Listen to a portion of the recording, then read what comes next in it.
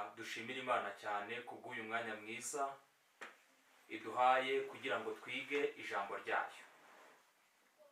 Mbere yuko dukomeza, reka twubahe Imana dusenge. Data wera,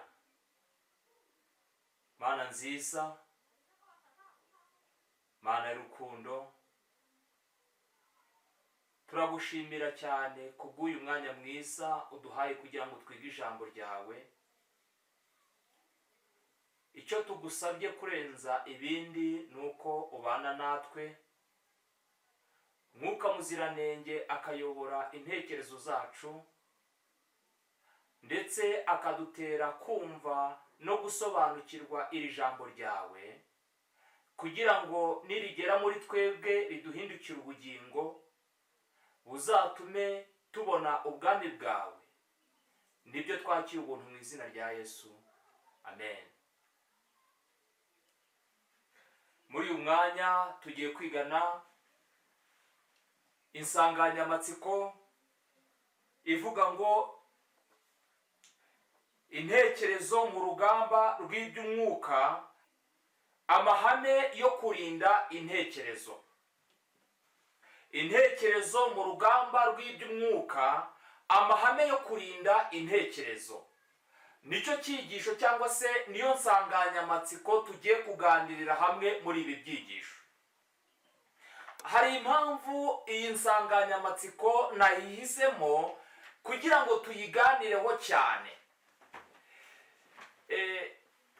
Uretse n'iyi minsi turimo, buri gihe cyose urugamba rw'iby'umwuka rubera mu ntekerezo zacu. Niyo mpamvu narebye yuko gusobanukirwa imiterere y'intekerezo zacu ndetse n'uburyo zikora bishobora kudufasha guhangana n'intambara ikomeye iri hagati ya Kristo na Satani, iri hagati y'icyiza ndetse n'ikibi. Ni muri ubwo buryo muri ibi byigisho tuziga amahame yo kurinda intekerezo muri urugamba turimo rw'ibyamwuka. Hari amagambo aboneka mu byanditswe byera nifuza yuko azaba nk'aho ariyo dushingiyeho cyane. Aboneka mu gitabo cy'Imigani igice cya 4 umurongo wa 23, aravuga ngo rinda umutima wawe kuruta ibindi byose birindwa, kuko ariho iby'ubugingo bikomoka. Aya magambo arakomeye cyane. Nubwo iri somo twarimenyereye, buri gihe cyose tugahora turiganiraho n'inshuti zacu ndetse rikavugwa inshuro nyinshi, ariko ndifuza yuko muri aka kanya turitekerezaho birenze uko twari dusanzwe tubitekereza. Ijambo ry'Imana rivuga ngo rinda umutima wawe kuruta ibindi bintu byose birindwa. Kubw'iyihe mpamvu? Nuko ariho iby'ubugingo byose bikomoka. Ijambo ry'Imana ritubwira kurinda intekerezo zacu. Iyo bavuze umutima, ntabwo bavuze uyu mutima wacu w'inyama, ahubwo baravuga intekerezo. Ntabwo ari umutima w'inyama, ni intekerezo zacu. Intekerezo zacu nizo dusabwa kurinda. Kubera iki? Nuko iby'ubugingo Imana iribika mu ntekerezo. Hari amagambo uretse ko ntayateguye muri uyu mwanya agaragaza yuko ibitekerezo byacu ari byo umurimo wa Mwuka Wera ukorera mu ntekerezo zacu. Kandi ibyanditswe byera bikaba byerekana yuko guhinduka gukomeye cyane gukwiriye kubera mu ntekerezo mbere yuko Kristo agaruka. Kubera yuko intekerezo umuntu azasinzirana, intekerezo uzajyana mu gituro, nizo ntekerezo uzazukana, kandi nizo ntekerezo uzajyana mu bwami bw'Imana. Nubwo ijambo ry'Imana ritubwira kurinda imibiri yacu, ijambo ry'Imana rikadusaba kurinda imibiri yacu, tukayifata neza, tukayigaburira ibyo kurya Imana yemera. Ariko ndagira mbabwire ngo iyi mibiri izabura, ndetse Kristo nagaruka tuzahabwa indi mibiri idapfa. Rero iyi mibiri yacu twambaye ni imibiri ipfa, ariko ndagira mbabwire ngo ikintu kidasanzwe, intekerezo uzasinzirana nizo ntekerezo uzazukana, kandi ibyanditswe byera byerekana yuko umubiri wawe uzahindurwa, ariko ntabwo ari intekerezo zizahindurwa. Niyo mpamvu intekerezo uzapfana ari nazo ntekerezo uzajyana mu bwami bw'Imana. Niyo mpamvu izi ntekerezo zikwiriye kwezwa, kandi icya kabiri, izi ntekerezo zikwiriye kurindwa kuruta ibindi bintu byose umuntu ashobora kurinda, bitewe n'uko iby'ubugingo byose Imana ibibika mu ntekerezo. Reka dukomeze gusoma amasomo abigaragaza. Dusome nanone amagambo aboneka muri Matayo 22 umurongo wa 37. Matayo 22 umurongo wa 37 aravuga ngo, nawe aramusubiza ati, ukundishe Uwiteka Imana yawe umutima wawe wose, n'ubugingo bwawe bwose, n'ubwenge bwawe bwose. Iryo ni ryo tegeko rikomeye ry'imbere. Ijambo ry'Imana ryerekana yuko impagarike yacu, imbaraga z'ubwenge bwacu, ndetse n'umutima wacu n'intekerezo zacu, ibyo bintu byose bigomba gukunda Uwiteka. Nanone dusomye mu gitabo cy'Abaheburayo igice cya 8 umurongo wa 10, herekana yuko Imana izandika amategeko yayo mu mitima yacu. Aravuga ngo, kuko iri sezerano ariryo nzasezerana n'inzu ya Isiraheli hanyuma y'iyo minsi, niko Uwiteka avuga, nzashyira amategeko yanjye mu bwenge bwabo, nyandika mu mitima yabo, kandi nzaba Imana yabo, nabo bazaba ubwoko bwanjye. Ijambo ry'Imana ryerekana yuko amategeko yayo azandikwa mu ntekerezo zacu, azashyirwa mu mitima yacu. None nimba tugomba gukundisha Imana intekerezo, kandi nanone amategeko y'Imana akandikwa mu ntekerezo zacu, agashyirwa mu mitima yacu. Nanone irindi somo riboneka muri Ezekiyeli 36 umurongo 25 riravuga ngo, aravuga ngo, nzabanyanyagizaho amazi meza, maze muzatungana, mbakuremo imyanda yanyu yose n'ibigirwamana byanyu byose. Nzabaha n'umutima mushya, mbashyiremo umwuka mushya, nzabakuramo umutima ukomeye nk'ibuye, mbashyiremo umutima woroshye, kandi nzabashyiramo umwuka wanjye, ntume mugendera mu mateka yanjye, mugakomeza n'amategeko yanjye mukayasohoza. Ijambo ry'Imana ryerekana yuko Imana izadukuramo intekerezo zacu zikocanye, intekerezo zacu zuzuye kwikunda, intekerezo zacu zuzuye mw'inarijye. Ni isezerano ry'Imana yuko Imana ikoresheje Mwuka Muziranenge azadukuramo iyo mitekerereze, azahindura imitima yacu, akayishyiramo, akayigira imitima yoroshye nk'amazi, bityo tugashobora kumvira amategeko y'Imana n'amateka yayo. Bityo na Mwuka Wera agomba gutuzwa mu ntekerezo zacu. Hari andi magambo nanone aboneka muri Zaburi 119 umurongo wa 11 avuga ngo, narikiye ijambo ryawe mu mutima wanjye kugira ngo ntagucumuraho. Ijambo ry'Imana rigomba kubikwa mu mutima, ijambo ry'Imana rikwiriye kubikwa mu ntekerezo kugira ngo ntagucumuraho. Nanone amagambo aboneka mu gitabo cy'Abaroma igice cya 10 umurongo wa 10 aravuga ngo, kuko umutima ari wo umuntu yizeza akabarwaho gukiranuka. Umutima w'umuntu ni wo yizeza akabarwaho gukiranuka, kandi akanwa akaba ariko yatuza agakizwa.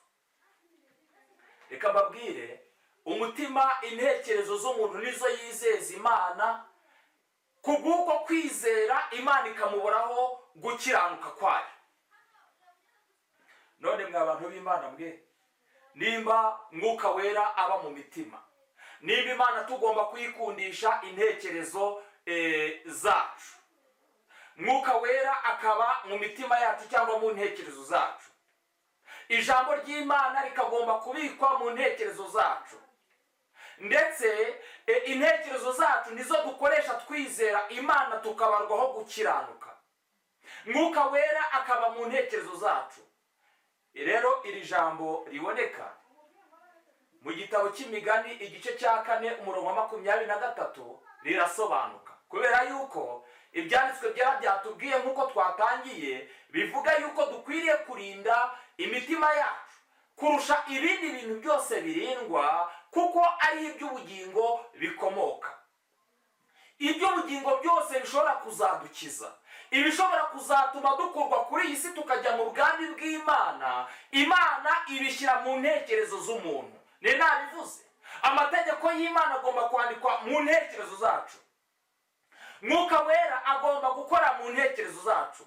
Ibitekerezo byacu bigomba gukunda Imana, kandi nanone twabonye yuko umuntu agomba kwizera Imana.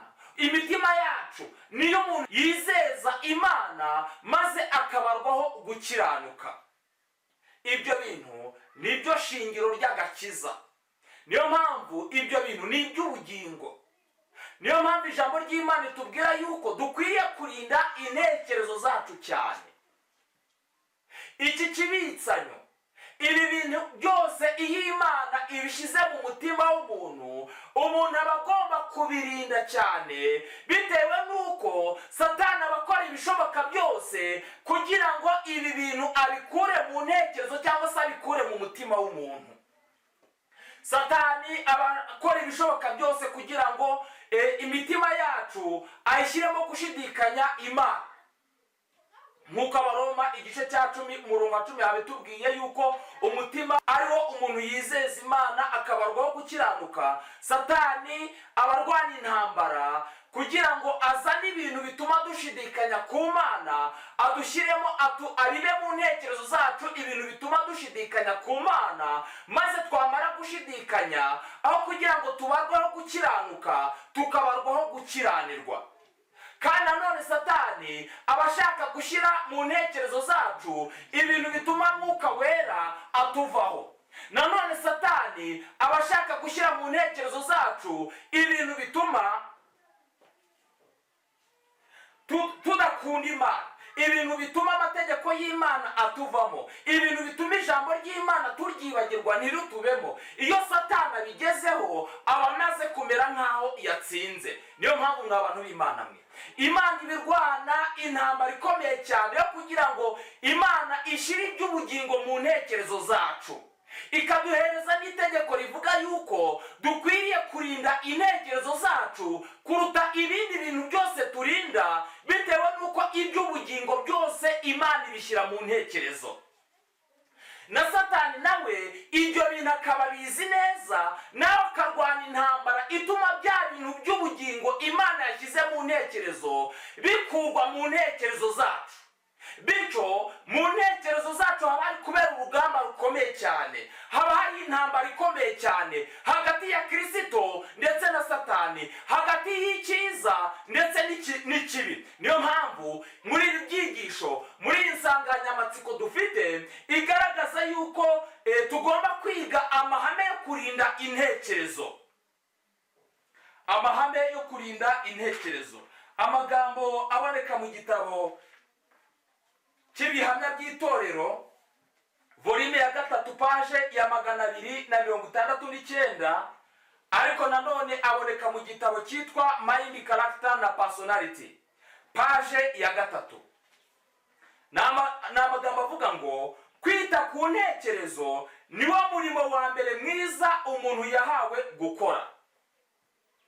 Aya magambo nayo arahamanya n'iki byanditswe byera bivuga. Aravuga ngo kwita ku ntekerezo niwo murimo wa mbere mwiza umuntu yahawe gukora. Nanone andi magambo aboneka mu gitabo cy'uburezi page ya 41, nanone akaboneka muri cya gitabo cyitwa Mind, Character na Personality page ya 10. Aravuga ngo uwaremye intekerezo yashyizeho amategeko yazo. Umuntu waremye intekerezo ni Imana, Imana yaremye intekerezo inashyiraho amategeko yazo, kandi iterambere ryazo ribaho ari uko ryayakurikije. Buri gihe cyose iterambere ry'intekerezo ribaho ari uko rikurikije amategeko Imana yazishyiriyeho. Bityo rero tugomba kumenya ko hari imikoranire itunganye hagati ya Bibiliya na siyanse y'ukuri. Psychology cyangwa se ubumenyi ku ntekerezo ni siyanse yiga iby'intekerezo n'imyitwarire y'umuntu. Aya ni amagambo agaragaza yuko abantu tugomba kwiga psychology, abantu tugomba kwiga iby'imitekerereze, abantu tugomba kwiga intekerezo, bitewe n'uko iri somo cyangwa se iri jambo ryitwa psychology rifitanye isano n'ibyanditswe byera cyane. Iyi Imana itubwira ngo nimurinde intekerezo zanyu kurusha ibindi bintu byose birindwa, kuko ari iby'ubugingo bikomoka. Bishatse kuvuga ngo nimugende mujye kwiga isomo rya psychology, niko Imana ibitubwira. Nimugende mwige imikorere y'intekerezo, intekerezo zanyu muziteho, intekerezo zanyu muzirinde, mumenye intekerezo zanyu uko zikora. Nimumara kubisobanukirwa bizabafasha muri urugamba rukomeye cyane rw'intambara ikomeye iri hagati ya Kristo na Satani, iri hagati y'icyiza n'ikibi, kuko byose birabera mu ntekerezo z'abantu. Rero muri uyu mwanya ndifuza kubaganiriza uko intekerezo z'umuntu ziteye. Muraza kubibona kuri screen uko aya mashusho agenda bigaragaza. Ariko icyo nifuza kubabwira muri aka kanya, ngiye gukomeza mbabwira ibijyanye n'uko intekerezo zikora, ndetse murabona ishusho, imiterere y'uko ubwonko bumeze, ndetse ngiye kubabwira uburyo mu nshamake intekerezo zacu zikoramo. Ntabwo rero tugiye kuvuga buri kantu kose kagize ubwonko n'imikorere yabwo yose. Ntabwo tugiye kuvuga buri kantu kose kagize ubwonko n'imikorere yabwo yose, ahubwo tugiye kureba ingaruka ibitekerezo bigira ku ntekerezo. Aha ikintu tugiye kurebera hamwe ni ingaruka icyo bita ibitekerezo. Mu Cyongereza baravuga ngo ni thoughts, ibitekerezo. Noneho ingaruka bigira ku cyo bita intekerezo, nanone mu Cyongereza bakavuga ngo ni mind. Thoughts na mind, ayo ni amagambo y'Icyongereza asa nkaho atandukanye, ariko rimwe riravuga ibitekerezo, irindi rikavuga intekerezo. Bityo intekerezo zacu, mind, igizwe n'ibitekerezo cyangwa thoughts. Icyo kintu kize kumvikana neza. Bityo muri iki cyigisho ntabwo tugiye gusobanura ubwonko bwose, ntabwo tugiye gusobanura imikorere y'ubwonko yose, ahubwo icyo tugiye gusobanura ni uburyo ibitekerezo bigira ingaruka ku ntekerezo. N'ayo magambo gusa tugiye gusobanura uburyo ibitekerezo bigira ingaruka ku ntekerezo. Nicyo kintu tugiye gusobanura muri iki cyigisho cyane, nicyo twibanzeho. Ntabwo tugiye gusobanura buri kantu kose kagize ubwonko, cyangwa icyo bita anatomy na physiology y'ubwonko. Ntabwo ari byo tugiye kujyamo, ahubwo tugiye kwiga cyangwa se kuganira hamwe ingaruka ibitekerezo dutekereza, ingaruka amakuru tugaburira ubwonko agira ku ntekerezo zacu cyangwa se kuri mind y'umuntu. Ubwonko bwacu, hari amagambo nifuza yuko turi buze gutandukanya mbere yuko dukomeza. Hari icyo bita brain, ni ubwonko busanzwe mu Cyongereza babyita brain. Murambabarira gukoresha Icyongereza cyane muri ibi byigisho, nuko nibura ariho ngerageza kuba nabona amagambo kugira ashobora kudufasha kumvikanisha iki cyigisho neza. Ariko ndajya ndwana intambara yo kugira ngo bisobanure tubishyire mu Kinyarwanda buri muntu wese abashe kuba yabyumva. Rero hari amagambo y'Icyongereza nshaka kugira ngo tuganireho. Rimwe na rimwe abantu bashobora kutayatekerezaho cyane bakayitiranya, ariko afitanye gutandukana cyangwa se aratandukanye cyane. hari ijambo ryitwa brain. Brain nk'uko muri kubireba kuri taburo, brain itandukanye n'icyo bita thoughts. Brain ni ubwonko, icyo bita tangible body, iyi nyama ifatika y'ubwonko nicyo bita brain. Brain iboneshwa amaso, wajya kwa muganga cyangwa ahandi hantu ukareba ubwonko bw'umuntu uburebesha amaso, buraboneka, umuntu arabureba. Icyo nicyo bita brain. Ariko nanone hakaza icyo bita thoughts, ibitekerezo. Ibitekerezo ntabwo biboneshwa amaso. Ibitekerezo hakaza n'ijambo ryitwa mind, cyangwa se intekerezo. Rero mind y'umuntu ibigizwe n'ibitekerezo. Ibitekerezo byinshi bihurijwe hamwe nibyo bigenda bikagira intekerezo z'umuntu, nibyo bigenda bigakora mind y'umuntu. Bishatse kuvuga ngo ibitekerezo ugira nibyo biba bigize mind yawe, nibyo biba bigize intekerezo zawe. Turaza gukomeza tubyiga ariko biri buze gusobanuka. Bityo rero ubwonko bw'umuntu, ubwonko bwacu bufite ibiro bingana pourcentage ebyiri ku mubiri wose.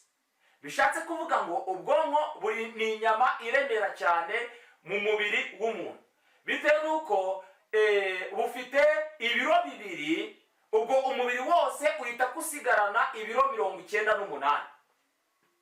Ubwo ni ubwonko, ni ukuremera k'ubwonko. Kandi nanone ubu bwonko niyo nyama ya mbere ikoresha imbaraga nyinshi cyane mu mubiri w'umuntu, kubera yuko pourcentage zingana na 20 z'imbaraga zose umubiri w'umuntu ukenera, ubwonko burazikoresha. Ubwonko bukoresha pourcentage 20 ku mbaraga zose umubiri ukenera. Bityo ubwonko nirwo rugingo rukora cyane kandi rukoresha imbaraga nyinshi cyane kurenza izindi ngingo zose z'umubiri. Ubwonko nanone bufite uturemangingo.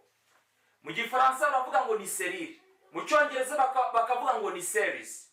Utu turemangingo tw'ubwonko dutandukanye n'utundi turemangingo tw'umubiri wose. Uturemangingo tw'umubiri wose cyangwa se selile z'umubiri zo ziba zisa nkaho ari utuziga cyangwa se zikoze nka za rectangle. Ariko uturemangingo tw'ubwonko two turatandukanye. Nk'uko muri kubireba murabona yuko two tumeze nk'amasinga y'amashanyarazi, tuba tumeze nk'amasinga y'amashanyarazi. Bityo tukaba tugiye dufatanye twegeranye buhoro nk'uko insinga z'amashanyarazi ziba zigiye zimeze nk'uko muri kubireba. Kandi nanone uko tugiye ducomekanye, kamwe gafashe ku kandi akandi kagafata ku kandi, bigakora isinga ndende cyangwa se bigakora inzira ndende, niko n'amakuru atambuka mu bwonko abagenda nk'uko amasinga umuriro utambuka umuriro w'amashanyarazi utambuka mu nsinga. Muri kubireba kuri taburo uko bimeze. Ni ukuvuga ngo amakuru yose uhereza ubwonko ajya mu bwonko bwawe ameze nk'uko umuriro utambuka mu nsinga z'amashanyarazi. Niko ubwonko bwacu bumeze.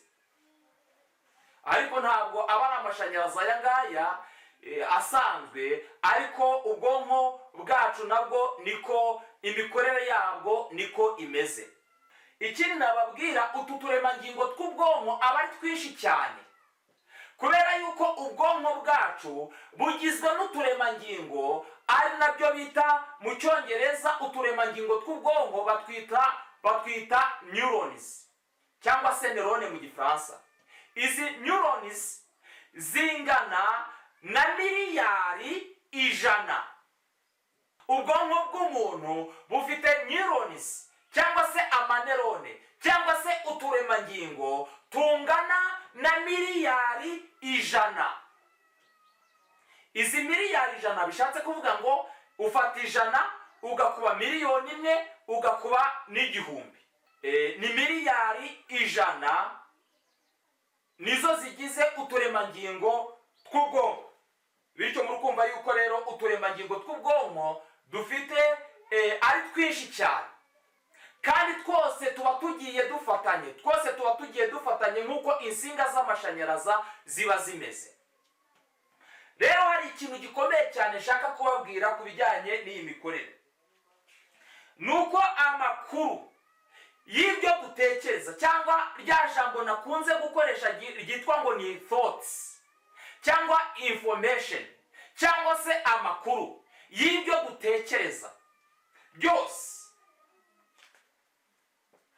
ayo makuru akomotse ku byo turi gutekereza, ayo makuru akomotse ku byo turi kureba, ayo makuru akomotse ku byo turi kumva, ayo makuru akomotse ku byo dushyize ku rurimi, ibyaduhumuriye, ayo makuru akomotse ku byadukozeho, ayo makuru yose cyangwa izo information cyangwa izo thoughts cyangwa se izo data, byose ni ikintu kimwe. Ayo makuru yose aragenda agahabwa ubwonko. Ibyo bitekerezo biragenda bigahabwa ubwonko.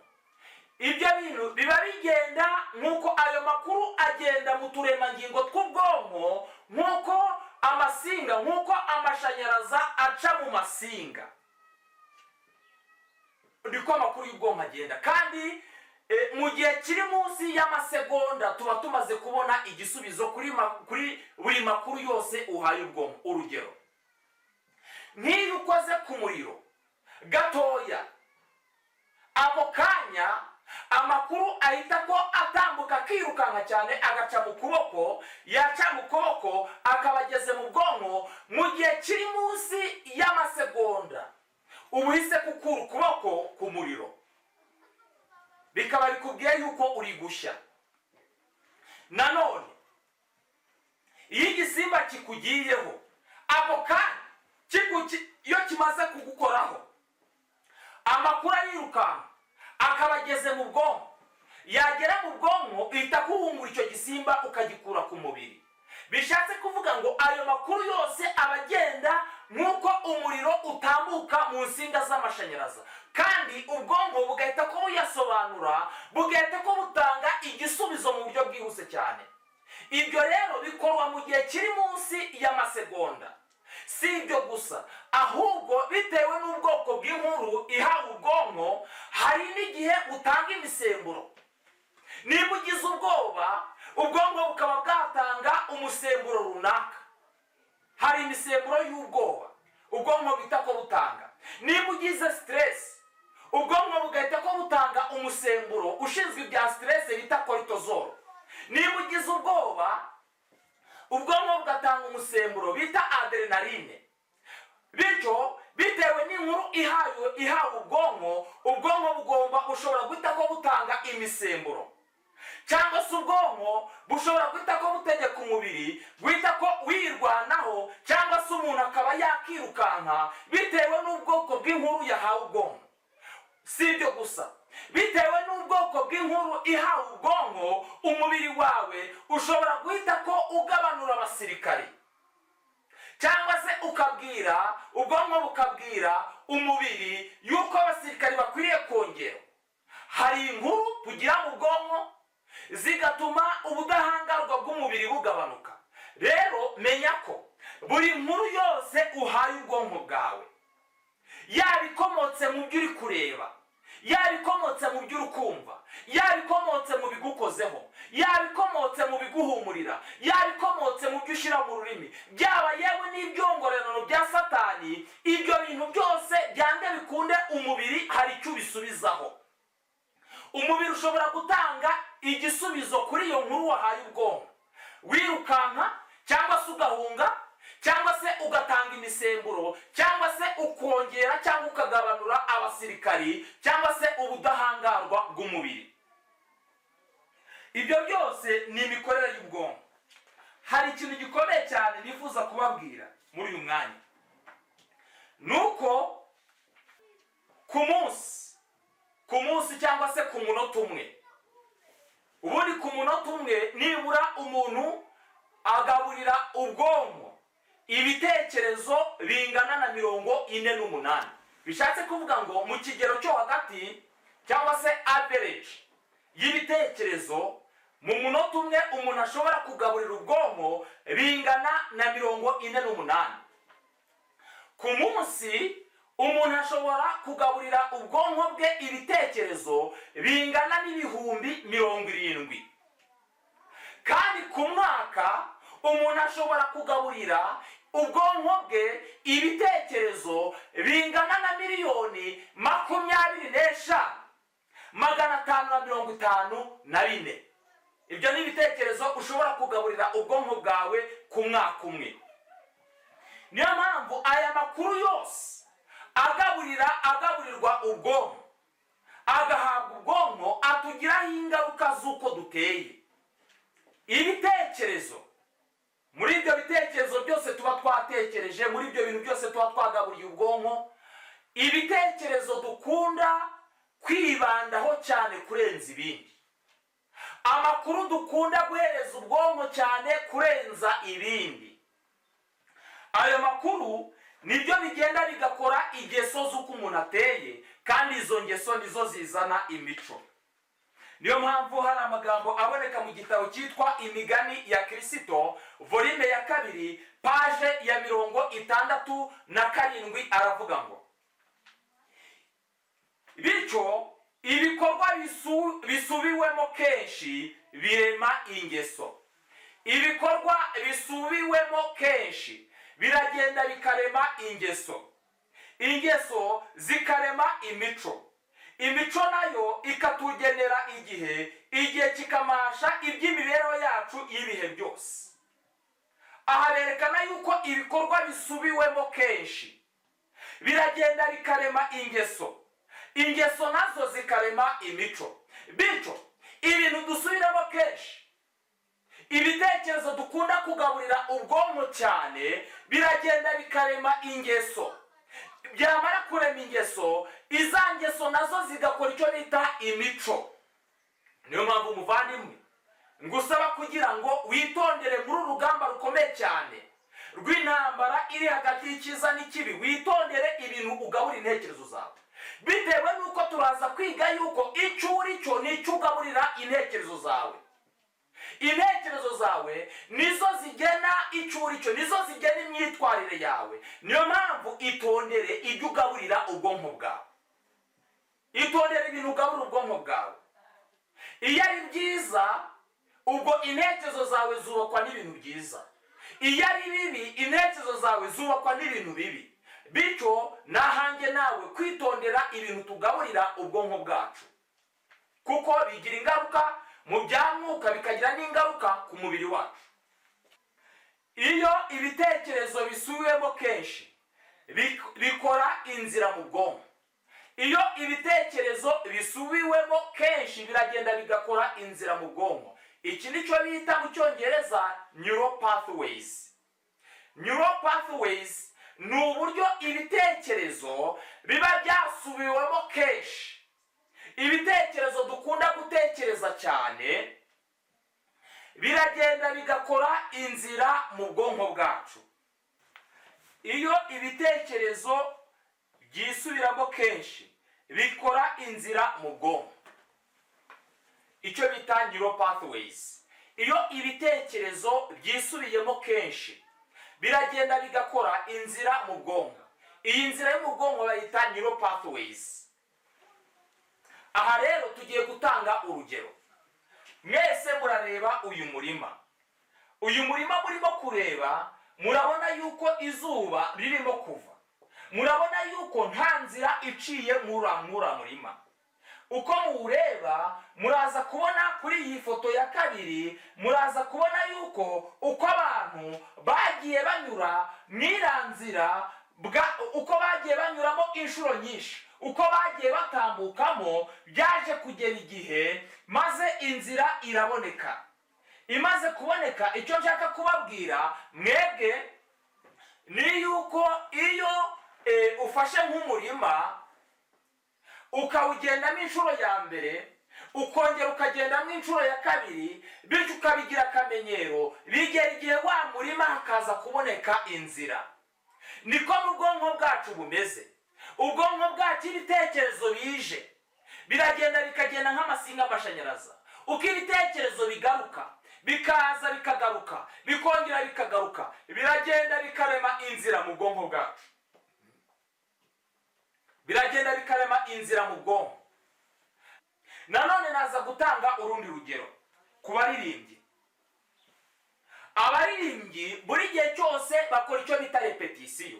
Repetisiyo ni ugusubiramo ibitekerezo bigeze indirimbo. Iyo ibitekerezo by'indirimbo biri gusubirwamo n'abakorari n'abaririmbyi, aba ari ukugira ngo bya bitekerezo bigize indirimbo bigende bikore inzira mu bwonko. Iyo byakoze inzira mu bwonko, ibyo nibyo bita kuba bayifashe mu mutwe.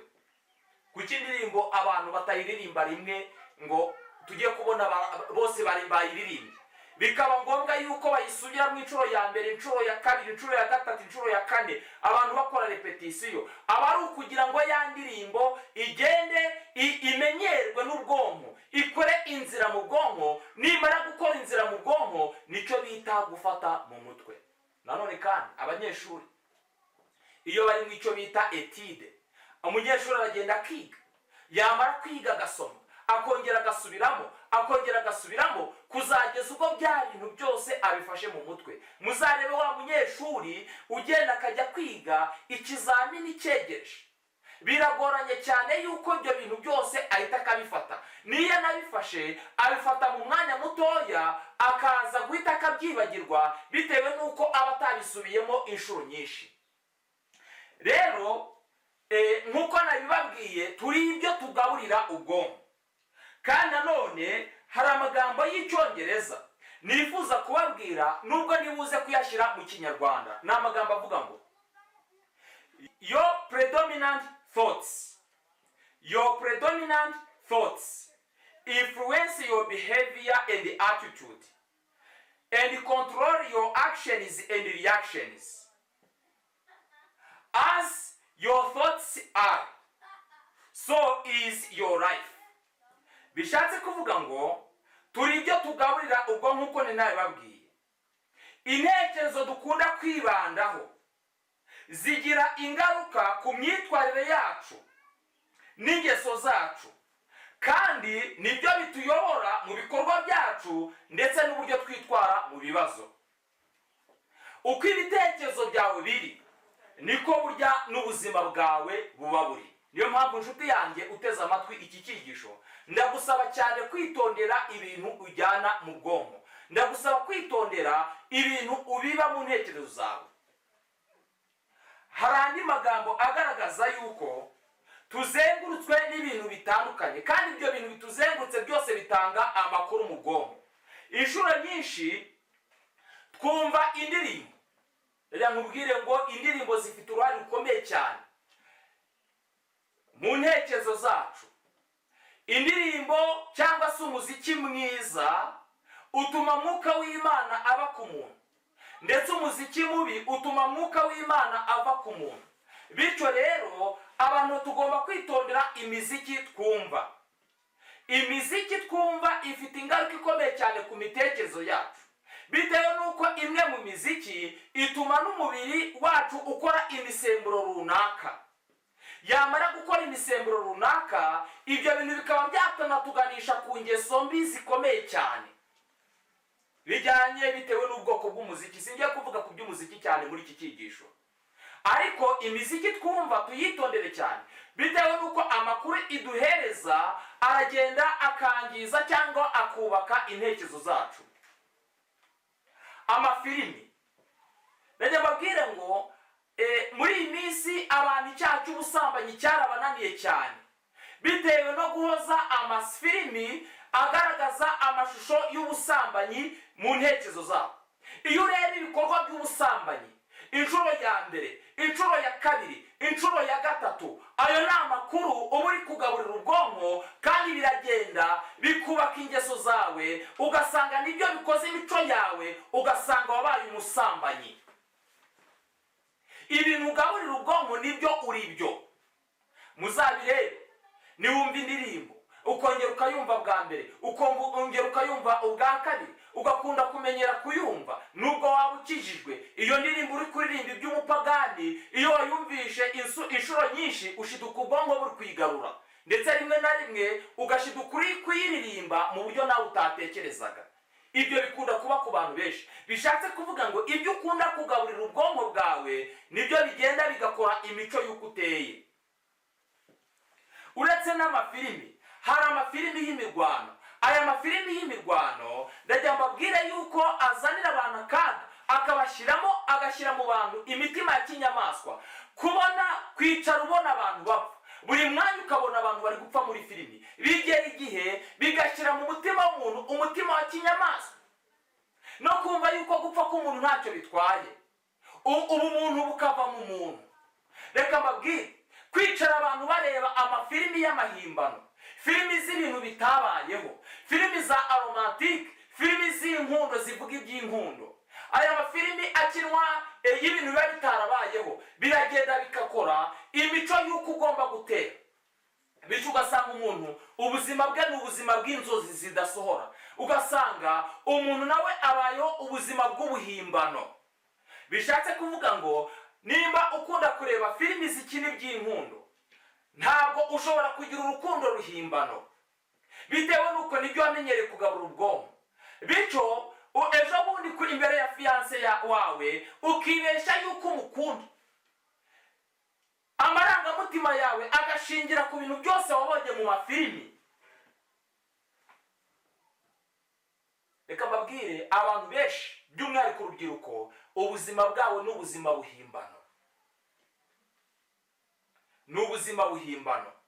Niyo mpamvu nshuti yanjye, itondera ibintu byose ugaburira ubwonko bwawe. Nimba ushaka kuzagira ubwonko buzakugira umumaro, nimba ushaka mu by'ukuri yuko iby'umwuka twabonye, iby'ubugingo twabonye biguma mu ntekerezo zawe, itondere ibintu ugaburira ubwonko.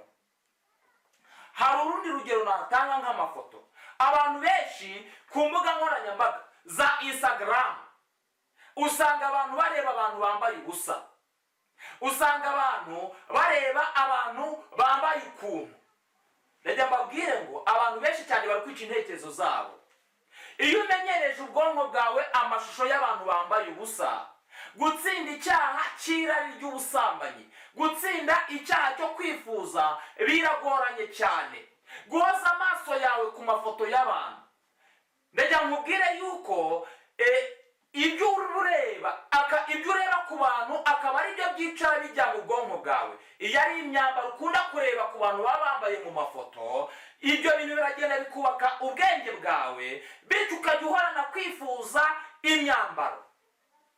Nimba twifuza kuba abakristo bazima, twitondere ibintu tugaburira ubwonko bwacu. Ku mbuga nkoranyambaga, iyo ugiye kuri Instagram, ukajya kuri za WhatsApp, ukajya ku masitati y'abantu, mbese ni ibiki uba ugiye kureba kuri izo mbuga nkoranyambaga? Ibyo bintu ukunda kugaburira ubwonko bwawe nibyo bigenda bikangiza intekerezo zawe. Ibindi ni ibiganiro bica ku mbuga nkoranyambaga. Nshuti yanjye uteze amatwi iki cyigisho, ndagira nkubwire ngo nubwo zaba ari groupe za WhatsApp ziganira iby'Imana, naguha inama yo kuzigabanya cyane kubw'impamvu y'icyo ngiye kukubwira. Ikintu cya mbere, iyo ubaye nko kuri groupe zose 5 z'abantu bakora ibiganiro, uri umuntu w'umukristo, ukeneye igihe cyo kwiga ijambo ry'Imana ndetse no kubitekerezaho, ukeneye igihe cyo gusenga, ukeneye igihe cyo gukora ibindi bintu, noneho ukaba uri kuri izo groupe 5. Tuvuga yuko ku munsi nibura groupe yandika message zigera nko kuri 50 ku munsi umwe. Izo message ubwo ngubwo ku munsi urasabwa gusoma message 250 zo kuri groupe 5 uriho, tutabaze abandi bakwandikiye. Izo message 250 ntabwo uzazisoma neza witonze, uzajya uzisoma wihuse cyane. Iyo iguteye amatsiko cyangwa iyo ukunze uyitindeho, ariko izindi zose uzajya uzisoma mu buryo bwihuse utazitayeho.